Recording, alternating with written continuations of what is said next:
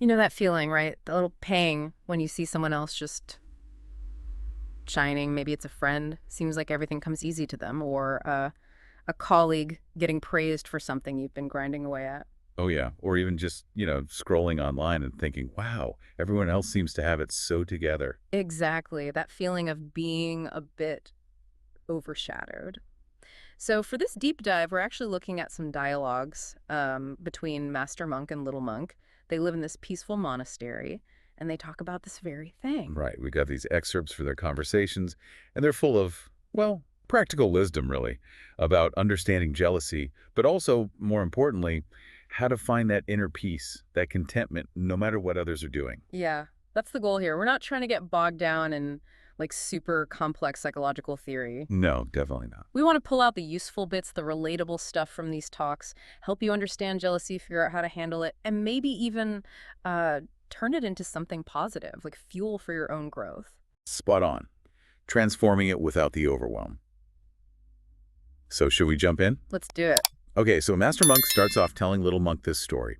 It's about a king, a really wealthy king, and also a very poor man, Yeah. both bringing gifts to the Buddha. Right. It seems simple on the surface, but it really unpacks a lot about motivation, doesn't it? It really does. So you have this king, he shows up with like everything, gold, jewels, the works, clearly expecting, a big reaction, some major props for his generosity. Uh-huh. Big entrance. And then there's this poor man. He has basically nothing, materially speaking. He's just watching, but with this look of just pure joy on his face, complete reverence. So guess who the Buddha acknowledged? The poor man, of course. Yeah. And the king is like totally confused. Hang on, he's thinking, did you see all the stuff I brought? Huh. Understandable reaction from his point of view. No. But the Buddha's explanation is quite revealing. It is. He basically tells the king, look, your gifts were amazing, sure, but you gave them with pride, expecting something back, some praise. An agenda. The poor man, though, his offering was just pure joy, no strings attached, no need for validation. And this is the kicker. The why behind what we do often matters more than the what. That's the absolute core of it. And it makes you stop and think about your own life, doesn't it? When you're working towards something, what's really driving you? Is it genuine growth? Or is it more about getting that external applause? It's a big question, because if you get hooked on that external validation, you're always chasing the next good job, the next reward. It's exhausting. It really is. Now, Master Monk, he uses this great little analogy to explain where jealousy actually comes from. It's quite funny, actually. A dumpling one. Yes. He asks Little Monk, okay, if Kavi over there eats a huge plate of dumplings, does that make you hungrier? Yeah, it's a good image. But the point is clear. Someone else having something doesn't automatically take anything away from you. Right. And Little Monk, bless him, sort of admits, well, maybe watching him would make me feel hungrier. Which is honest. It is. And Master Monk gets that, but he clarifies, okay, but that feeling, that hunger, comes from inside you, Little Monk, not from Kavi's dumplings.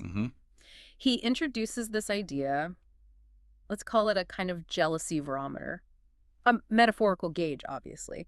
And it ticks upwards when we see someone else with something we want.